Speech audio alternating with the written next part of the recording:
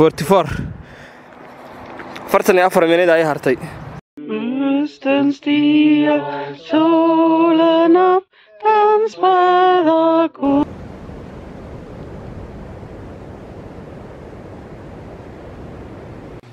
yes waxaan deganahay hostelkan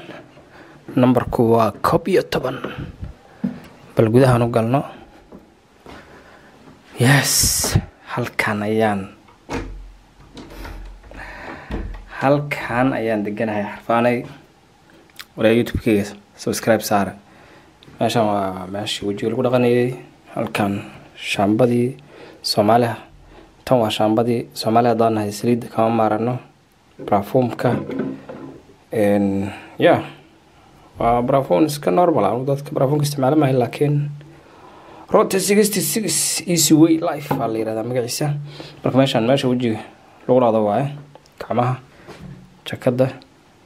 meesha wax lagu yar akhriso boorsadaan agtay halkaana waa siixanaya hostelkan wuxuu leeyahay sariirahan halkan waa sariir halkan waa sariir kama sariir laakiin aniga kaliya maadaama hadda ii kraysan yahay deganahay aan ku heeyay dhowrkan habeen halkan aniga iska leh waan googladay frashka bustahan hawlnaha frashka barkintii adduun habeenkiina hadii markaan siixanayo kala halkan waan shidi karaa marka waan la qurux badan hadii aan rabana wax akhristo halkaan aan fasaxan karaa oo halkaan wax ku akhrin karaa hore kala qabsataan rabo dahdii hebelow ina hore u taqaan camalka magacaaga halkaan hostelku dadka magacooda ugu dhajiya marka dadku sida ay soo gartaan isu salaamaan macnaha kullay hadda waa habeenka koobaad marka berri baan banaanka u baxayaa oo soo fiirinayna meelaha iyo waxa ka jira jawiga yes haddaan soo toosay weli dadkii oo dhan way iska hurdaan laakiin waa 6 iyo barkii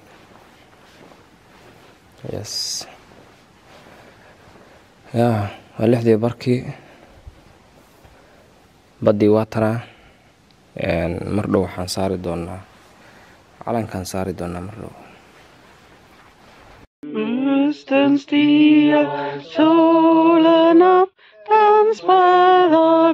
halkan jasiirad yar baa ku taal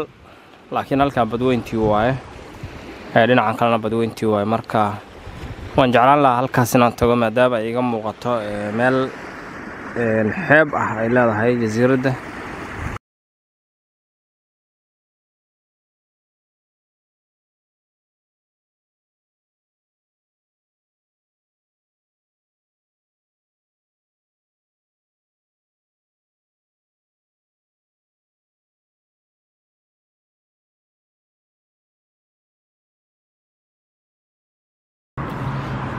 yes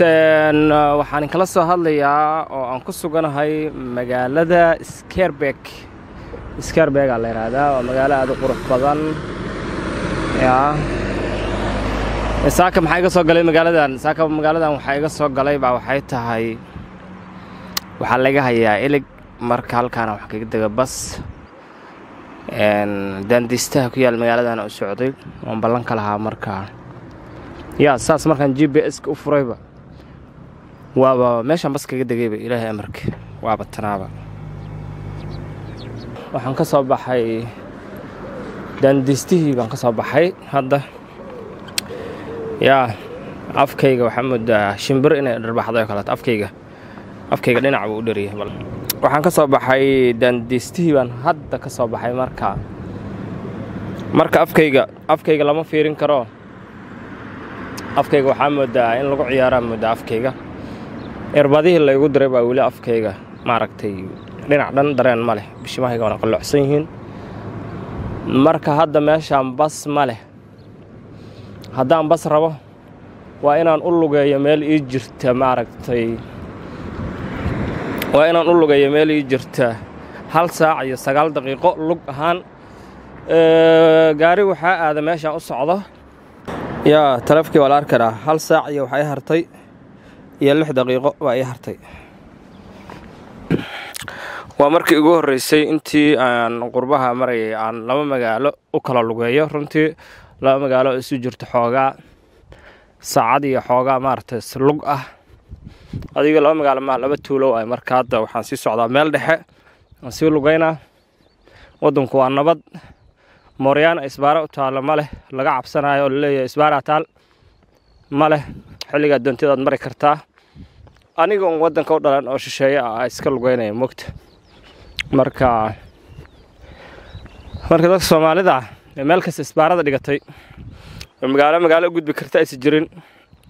waxay isku haystaan lama yaqaan nina waxa la sheekaysta shalayto runtii aad iyo aad ayaan uga calool xumaaday waxa uu sheegay war meesha waxba ma yaalaan oo kan wax ma laho shaqo ma laho waxba igu yiri marka nin kasta jaaniskiisu gaadaya maxad ka wadaama ay nin kasta jaaniskiisu gaadaya marka wuxuu yiri nin kasta marka loo dhiibo shaqo waa jaanis waa inuu ka faa'iideystaa macnaheedu inuu xadaa lacagta shaqaalaha lacagta loo dhiibo macnaha waa jaanis macnaha tuugnimada dadku inay xadaan hantida dadka iyo shaqaalaha lacagtiisa waxay u yaqaanaan jaanis jaanisku marbu ku soo maray ku leeyin marbu ku soo maray ka faa'iideysto tuugnimada waa jaanis u haystaan dadka marka dad u haystaba inay waxaan jaanis ku soo maray u haysta dadkaas waxaan ka sugeynaa inay wadooyinka kala noo dhisaan inay maaragtay amaan wadanka ka dhigaan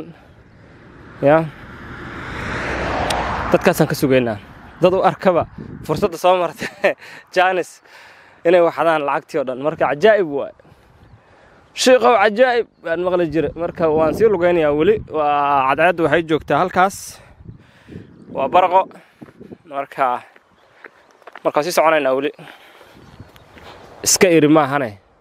waa wallahi hayaa laakiin hadda xaajeysan maayo maxaa yeelay meel loogu talagalay ma beer qurux badan runtii sarreen baa ka baxaya wali waan sii socdaa meel baadiye ah ee go'an laakiin baabuur baa jidka gogoynaysa oo baabuur ordaysi waxtaas dhul qurux badan oo siman runtii oo dadkii lahaa ay dhisteen beerley ah cid kula hadlaysa aysan jirin haddaad maraysid dad landheera meel degan yihiin landheera dadkaan cid joog ku dhahay si ku istaajinaysa inta u socotaa kula male qofkaas dantiisa wataa ugu dambeyntii waxaan imaaday magaaladii aan u socday ayaan hadda sii gelayaa cabaar baan soo socday runtii waan yara daalay lugta midigta xitaa way yara daashay lugahayga labada lugood lugta midigta aad u jilicsan marka ugu dambeyntii magaaladii ayaan soo galay ugu dambeyntii waxa ay dhiman meeshii baska oo baskaygan waxa ka dhiman hadda 20 daqiiqo kaliya marka meesha baska baxinaan tago waaye macnaha sababta soo lugaya waxay tahay hadaan soo lugayo marka lugteeda la isku daro iyo baska bixitaankiisa marka la isku daro magaaladan baska ka baxaya ayaa waqti hore aan heli karaa hadaan joogi lahaa meeshii hore aan joogay hadaan joogi lahaa waxaan sugi lahaa baska wax ka badan 2 saacadood baan sugi lahaa ma fahantaa hadda macnaha 2 saac wax ka badan baan sugi lahaa baska hadda laakiin 1 saac soo lugayay 20 daqiiqo waa sugaa baska 1 saac iyo 20 daqiiqo bay ugu qaadatay aniga oo soo lugayay oo lugaha soo fidsaday soo aalamiitay aan iska iraahdo hawo fiican soo qaatay soo arkay maaragtay dhul kala duwan oo baadiye ah iyo beerooyin waxaas oo dhan anoo soo arkay haddana wali xilli horaan aan helayaa baska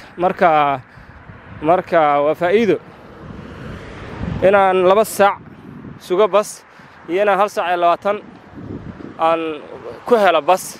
oo waliba ay dheer tahay hawo nadiif ah inaan soo qaato aan soo lugeeyo lugaha aan soo kala baxsado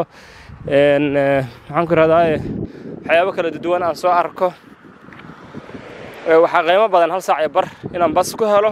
iyo waxyaabahaas aan hadda soo tiriyo dhan meeshii maartay 2 saacadood aan meel iska fadhin lahaa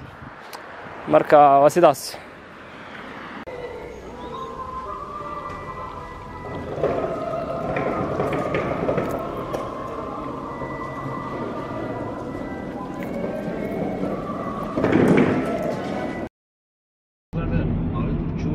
Dann